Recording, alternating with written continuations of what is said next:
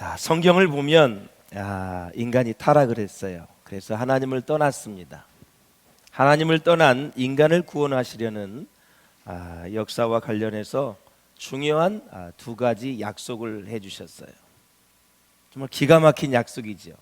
근데 그 두 가지가 다 이루어졌는데, 이것이 내게 이루어졌다면 우리 인생의 최고의 축복을 받은 것입니다. 첫째는 하나님의 독생자 예수 그리스도를 하나님이 보내시겠다는 거예요. 할렐루야. 근데 약속대로 보내셨어요. 정말 위대하신 분이에요. 둘째, 하나님의 아들이 이룩한 그 구속의 사역에 열매를 맺게 하시기 위해서 그의 영, 하나님의 영, 그리스도의 영, 성령을 보내시겠다는 것이었는데 보내셨어요. 할렐루야. 예수님을 보냈는데 내가 믿었어요. 성령을 보내셨는데 제가 받았어요. 우리 인생의 최고의 축복입니다. 이거보다 더 큰 축복이 있으면 한번 가지고 나와 보세요. 없어요. 죄인이 하나님을 만난 것 이상 그거보다 더 큰 축복은 이 세상에 없습니다. 그래서 저와 여러분은 오늘 기쁘게 살아야 될 이유인 것입니다. 어떤 일이 있어도 항상 기뻐하라. 주님이 날 위해 죽어주신 그 십자가의 사랑이 나를 오늘도 힘들지만 웃게 만들고 괴롭지만 오늘도 기쁨으로 주의 길을 갈 수 있도록 인도해 주시는 줄로 믿습니다. 그래서 아더 핑크는 이런 얘기를 했어요.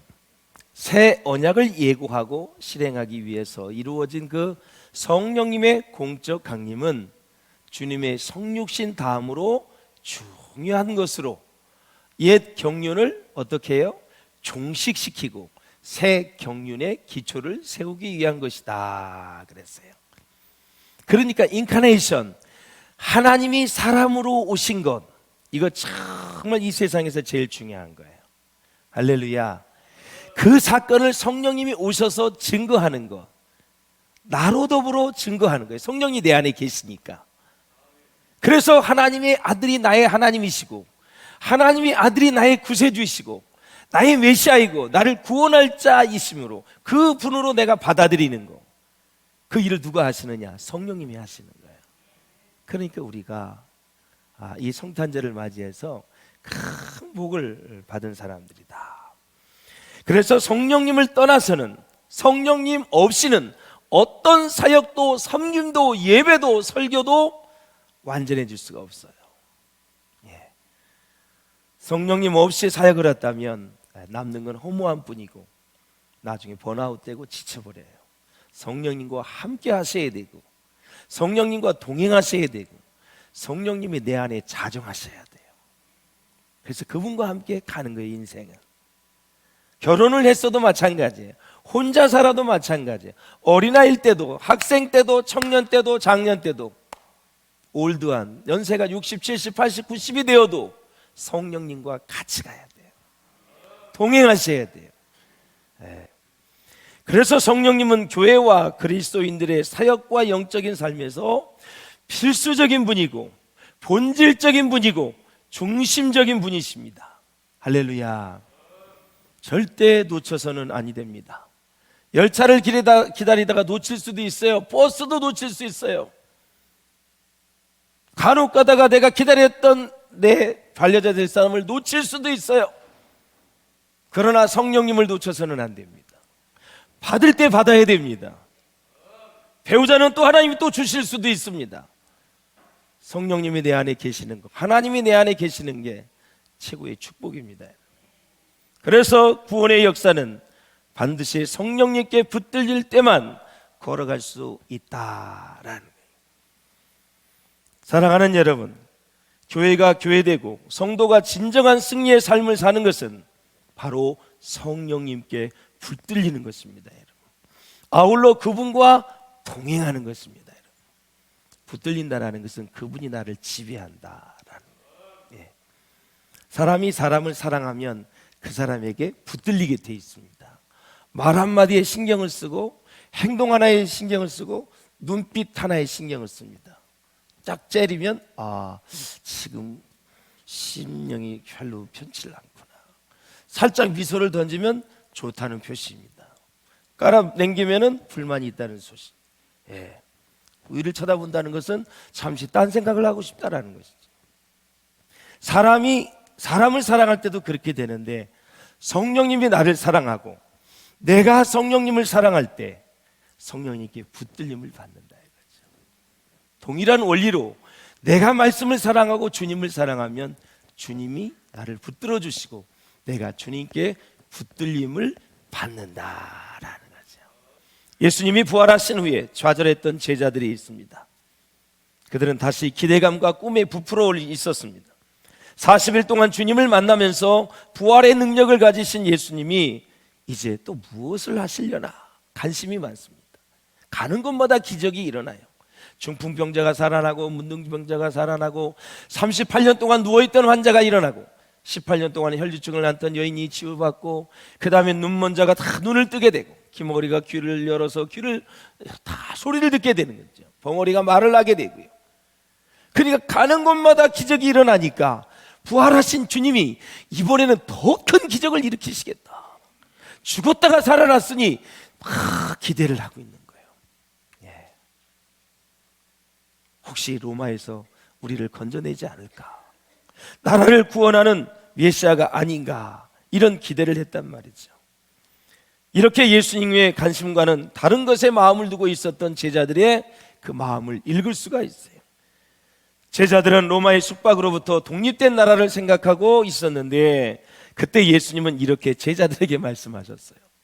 나라의 독립을 생각하고 그리고 멋진 메시아가 나오기를 바랬는데 예루살렘을 떠나지 말고 기다리라. 그것이 예수님의 전부였습니다. 무엇을 주시려고 그랬을까? 성경에 보면 성령을 주시려고, 하나님을, 다른 보혜사 성령을 주시려고 기다리라 그랬단 말이죠. 열흘 동안 기다렸는데 열흘 기다림 치고는 최고의 선물을 받은 거죠. 사실 1억만 준다 그래도 열흘 못 기다려요. 기다리지. 이 기록이 아니라 5천만 원만 줘도 기다리겠다. 그런데 성령을 주시려고 예루살렘을 떠나지 말고 기다리라 그랬어요. 상해 임시정부 주석이었던 김구 선생을 아시죠? 이분은 조국의 독립과 민족의 해방을 위해서 한평생 삶을 바쳤던 사람입니다. 한 번은 그가 이런 말을 했다고 합니다. 하나님께서 만약 내 소원이 무엇이냐고 물으시면 나는 서슴지 않고 이렇게 대답하겠습니다. 내 소원은 독립이요. 그 다음 소원을 무엇이냐 묻는다면 나는 이렇게 대답하겠습니다. 우리나라의 독립이요. 그 다음 소원이 무엇이냐 물으시면 세 번째 물음에도 나는 더욱 소리를 높여서 나의 소원은 우리나라 대한의 완전한 자주 독립이요. 이렇게 대답할 거라고 얘기를 했어요.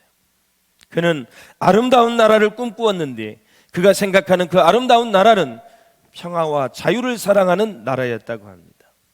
제자들은 바로 김구 선생님과 비슷한 생각을 하고 있었습니다. 제자들이 주님을 따랐던 이유는 로마의 압제에서 벗어나 독립을 하는 그런 야망과 꿈을 가지고 있었고, 독립을 한 이후에 예수님이 거기에 왕이 될 것을 생각하고 있었어요. 대통령이 될 것을 생각을 한 거예요. 그래서 제자들의 관심과 주님의 관심은 달라요. 자, 제자들의 관심을 한번 보시죠. 예. 또 주님의 관심을 한번 보시죠. 제자들의 관심은 이 땅이에요. 그러나 주님의 관심은 하나님 나라입니다. 제자들은 정치적인 독립이 관심이었지만 주님의 관심은 영혼의 구원이었습니다.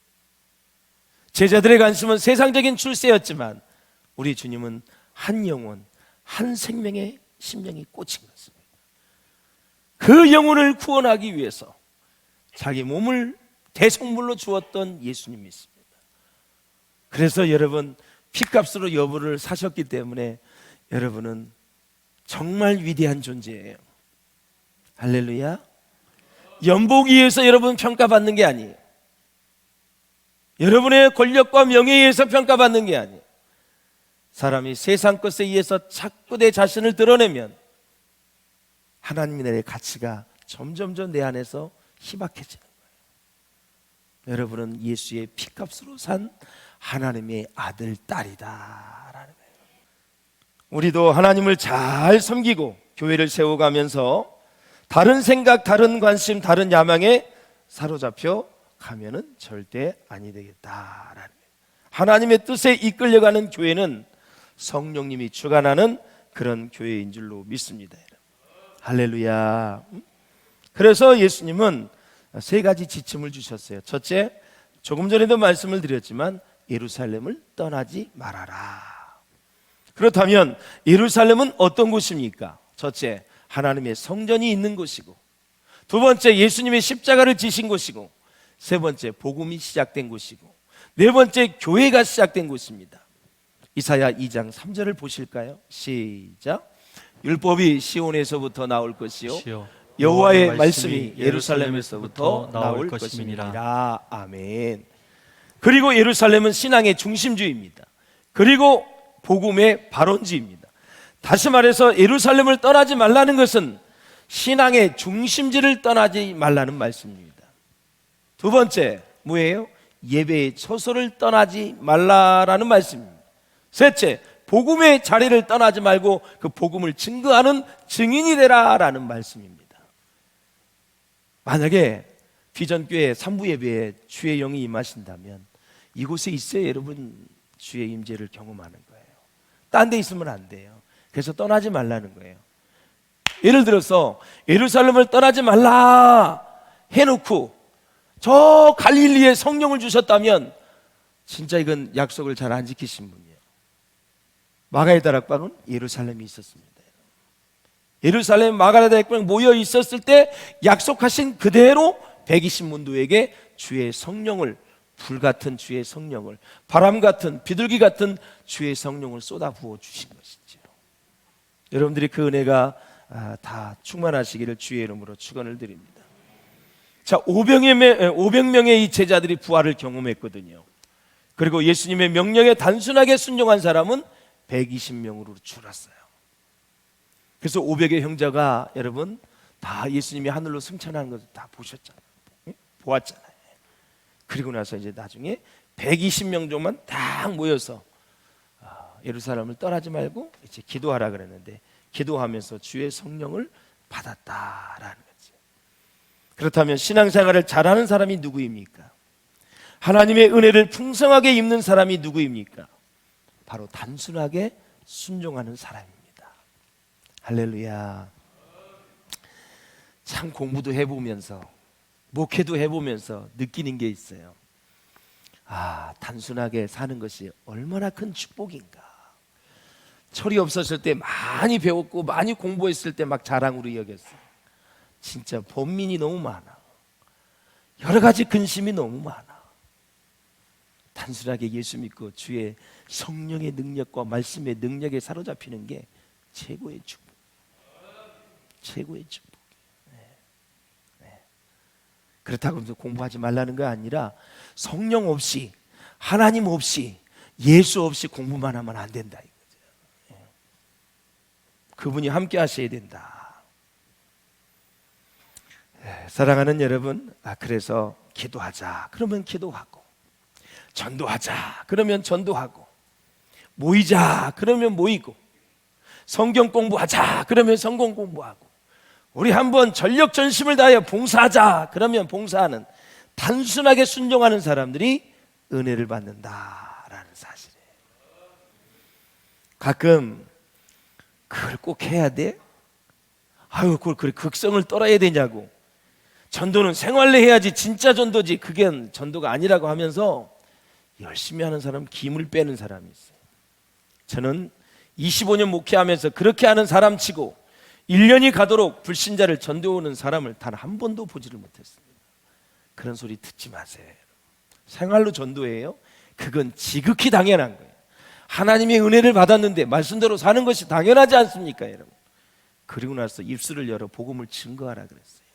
네가 증거하지 않아서 그 사람이 주님 앞에 돌아오지 못하면 하늘에서 심판이 있을 것이다 그랬어요. 내 옆에 있는 사람들에게 전해서 구원할 수 있기를 주의 이름으로 축원합니다.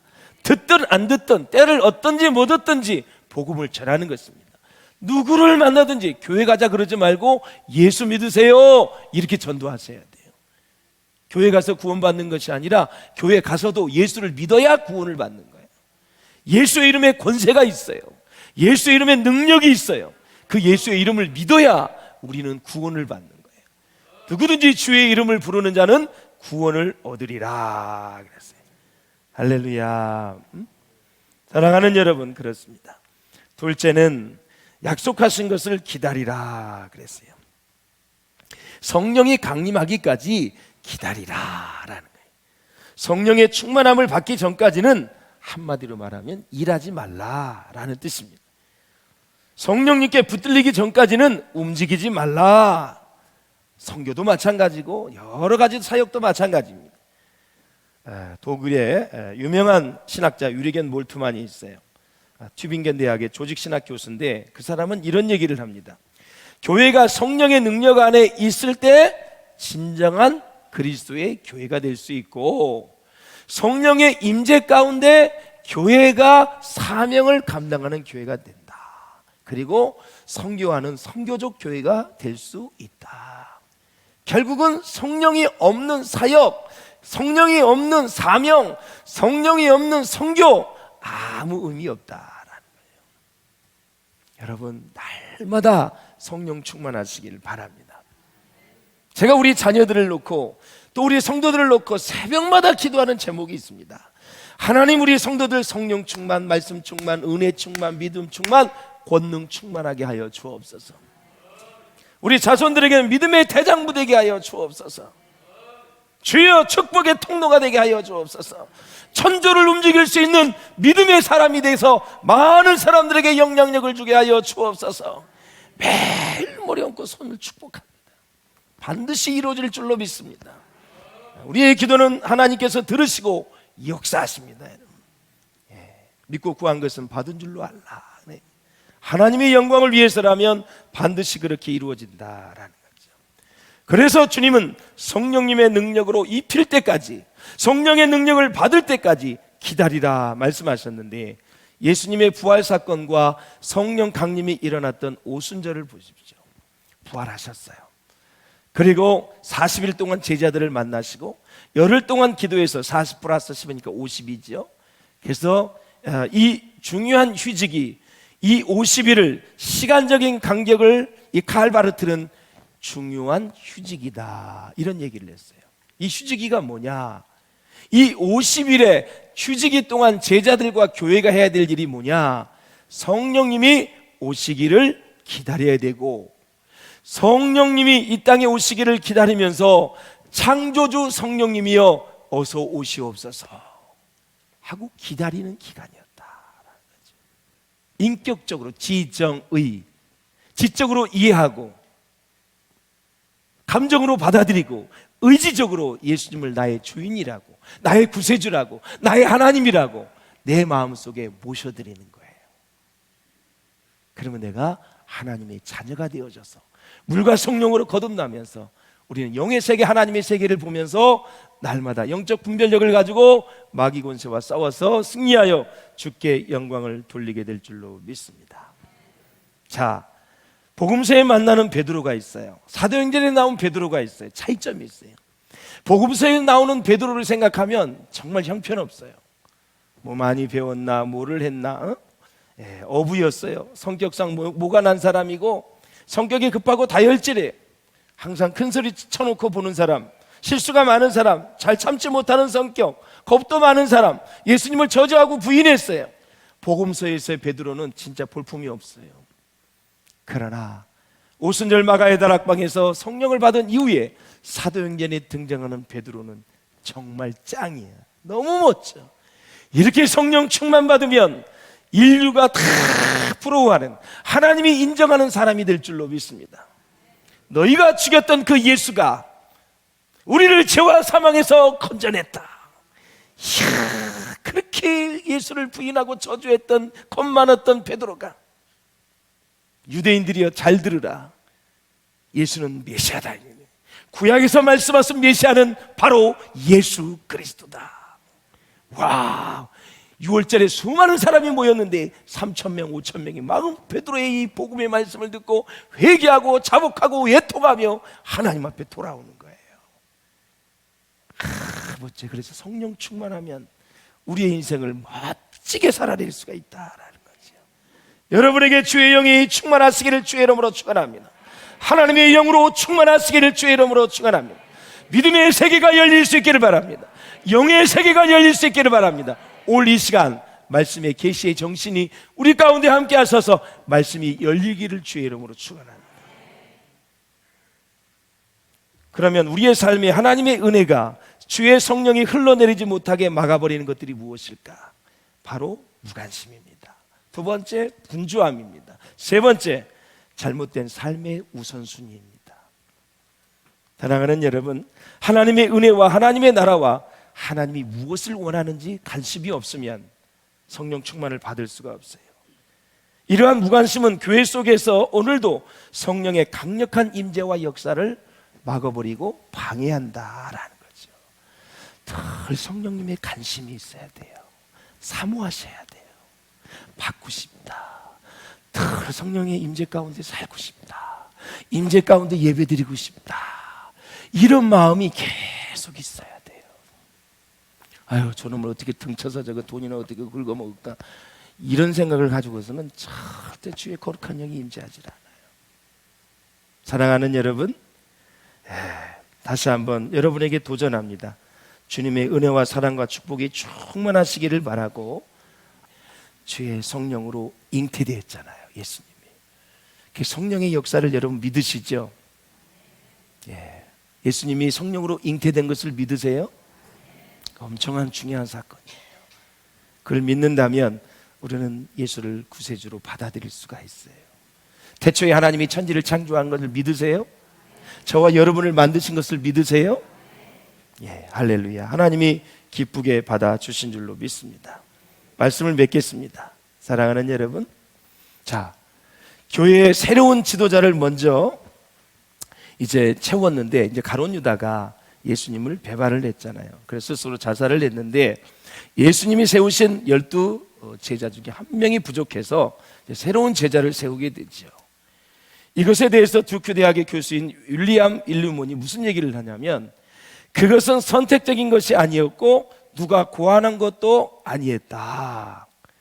그래서 교회를 지도해 나가는 사도의 그룹을 주님이 세우셨다는 것이고요, 그것이 온전히 채워졌을 때 주님이 역사하셨다라는 사실을 기억할 필요가 있다라는 거죠. 그래서 사랑하는 여러분, 교회의 지도자는 참으로 중요한 것이고, 그 지도자가 이제 사라지게 되면 또 다른 지도자를 세워서 하나님은 그 나라를 역사를 이루어 가신다라는 거죠. 언제든지 내가 하나님 앞에 세움을 받았을 때 감사하면서 잘 감당할 수 있기를 주의 이름으로 축원합니다. 생각해서는 안 될 것 한 가지, 나 없이는 못할 걸, 나 없이 힘들 거야, 나 없으면 저거 아무것도 못해, 내가 헌금만 하면 교회 아무것도 못할 걸, 이렇게 생각하시면 안 돼요. 하나님을 굉장히 무능력한 자로 이야기하시는 거예요. 하나님, 부족할 때, 자격도 없는데 나를 이렇게 사용해 주시다니요. 감사하면서 한 해 동안도 사명 잘 감당하는 저와 여러분 될 수 있기를 주의 이름으로 축원합니다. 살아있는 걸 자체를 감사하고, 공동체에 함께하는 것을 감사하고, 그래서 단 한 가지라도, 한 가지가 없다 하더라도 최선을 다해서 공동체를 사랑하고 하나님의 뜻을 이루어가는, 성령님과 함께 가는 우리 비전 공동체 될 수 있기를 주님의 이름으로 축원합니다.